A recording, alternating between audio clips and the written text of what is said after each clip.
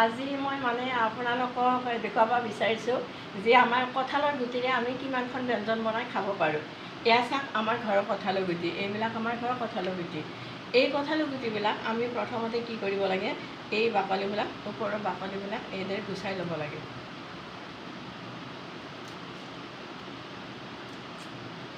এনেকৈ আমি বাকলিবোৰ গুচাই ল'লোঁ। এয়া আমি কঁঠালৰ গুটিৰ বাকলি গুচাই লৈছোঁ। কথা হ'ল কি মানে এই গুটিবিলাকৰ গাত আৰু এটা মানে বাকলি আছে, এইটো দেখিছে নহয়, এই ৰঙা ৰঙা বাকলিটো। এই বাকলিটো কি কৰিব লাগে, আমি গুচাই এৰাই দিব লাগে। এইটো আমি প্ৰথমতে এটা বাচনত পানী লৈ সেই পানীত এনেদৰে তিয়াই দিলে সোনকালে মানে এই বাকলিটো গুচা যায়। আমি তাৰমানে এই পানীত তিয়াই লৈছোঁ, পানীত তিয়ালে তাৰমানে সোনকালে বাকলিটো এৰাই যায়। চাওক ইমান ধুনীয়াকৈ বাকলিটো এৰাই গৈছে। এনেকৈ বাকলিটো আমি এৰুৱাই ল'লোঁ। এয়া আমি বাকলি এৰুৱাই ল'লোঁ, চাওক বগা হৈ গ'ল। এতিয়া এইটো বস্তু যদি আমি দালিত দিওঁ নহয়, খাবলৈ খুব সোৱাদ লাগে।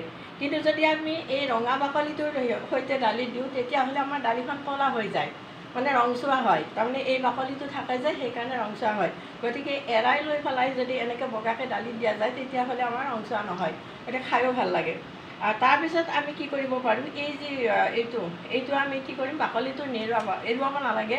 এনেকৈ আমি খিচখিচাকৈ কুটি ল'ম, একদম সৰু সৰুকৈ এনেকৈ খিচখিচাকৈ কুটি ল'ব লাগে। এয়া দেখিছে, এনেকৈ আমি কুটি ল'লোঁ, পাতল কৰি খিচখিচাকৈ কুটি ল'লোঁ। এয়া এনেকৈ কুটি ল'লোঁ।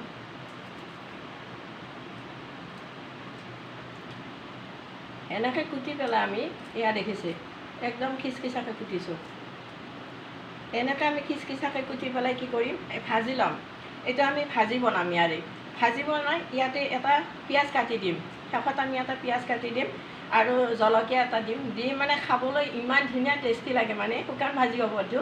শুকান ভাজি খাবলৈ বৰ জুতি এনেকৈ শুকান ভাজি বনালে। ইয়াতে কেৱল এটা পেষ্ট দিব লাগিব আৰু এটা জলকীয়া দিব লাগিব।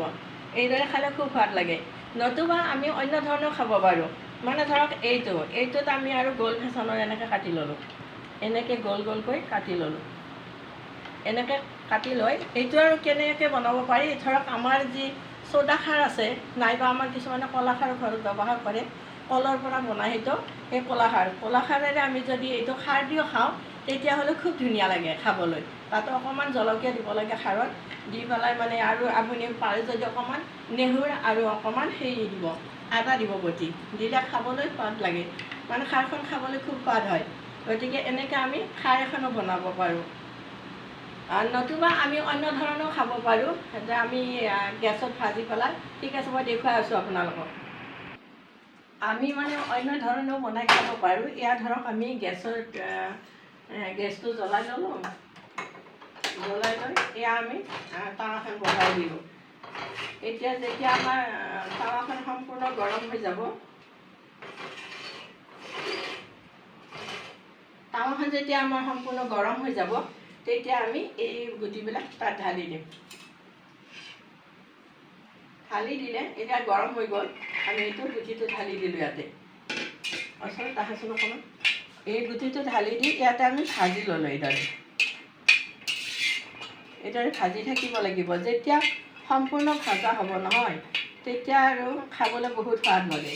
এইটো আপোনালোকে ভাজি পেলাই, আপোনালোকে সানি পেলাই, নিমখ তেল সানি, জলকীয়া সানি তাত ভাতেৰেও খাব পাৰে, নাইবা আৰু আপোনালোক কিছুমানে আজিকালি গৰমৰ কাৰণে পঁইতা ভাত খায়, পন্তা ভাত বুলি কওঁ আমি যিটো, সেইটো পঁইতা ভাত খায়। গতিকে এই পঁইতা ভাততে যদি এইটো আপোনালোকে ধুনীয়াকৈ মানে এইদৰে ভাজি সানি লয়, সানি লোৱাৰ পিছত মানে খাবলৈ খুব সোৱাদ লাগে।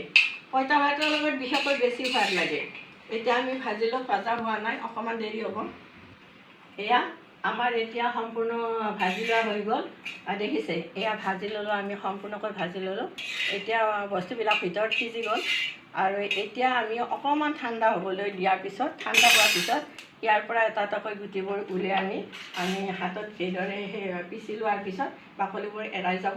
আৰু তাৰপিছত আমি কিবা এটা বাচনত লৈ পেলাই তাত নিমখ তেল জলকীয়া দি সানি খালে বহুত ধুনীয়া লাগে। এইখিনি আপোনালোকক দেখুৱালোঁ, কাৰণ এইটো খাই মই বহুত ভাল পাওঁ। আৰু আপোনালোকক সকলো আপোনালোকে এইদৰে ভাজি পেলাই খাই চাবচোন কিমান সোৱাদ লাগে।